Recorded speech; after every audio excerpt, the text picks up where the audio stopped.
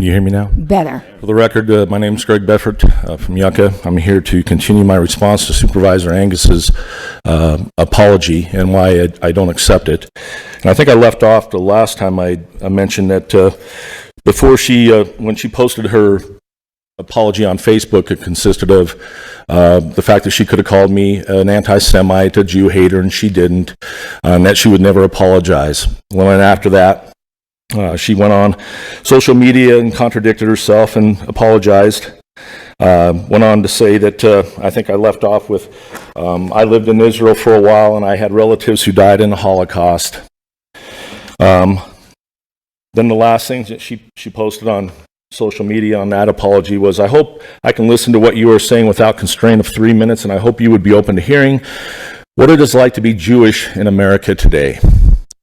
Well, what it is like to be Jewish in America today, you have 2% of the population, which are overrepresented, statistically, anomaly, overrepresented in positions of power in our government, in the media, in education, Hollywood. Go down the list.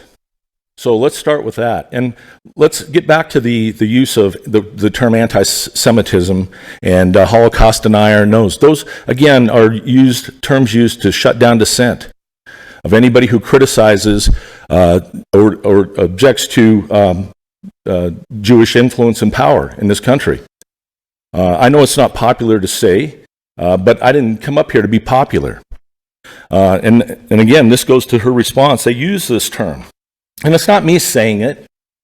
Don't believe me. Don't believe a word that I say. Go and do the research yourself.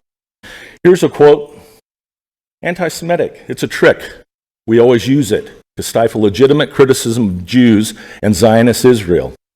That is from Shulamit Aloni, the former Israeli cabinet member and winner of the 2000 Israel Prize, who said that. Not me. Not me.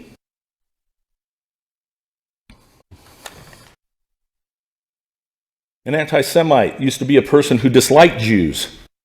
Now it is a person who Jews dislike. This is from Dr. Hayo Meyer, a Holocaust survivor. Not from me. Okay.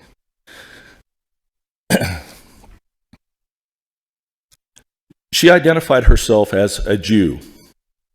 And I also want to put in context the comment about me being a mortal enemy.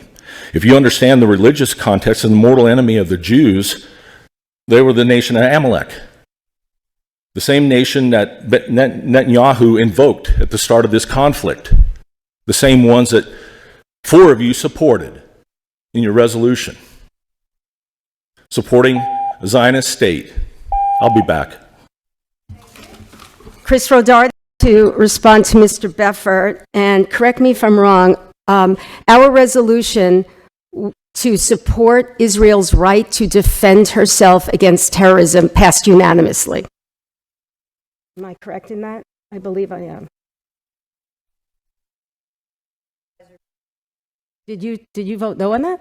Mm-hmm. Oh, okay. Well, I apologize again. I thought it passed unanimously.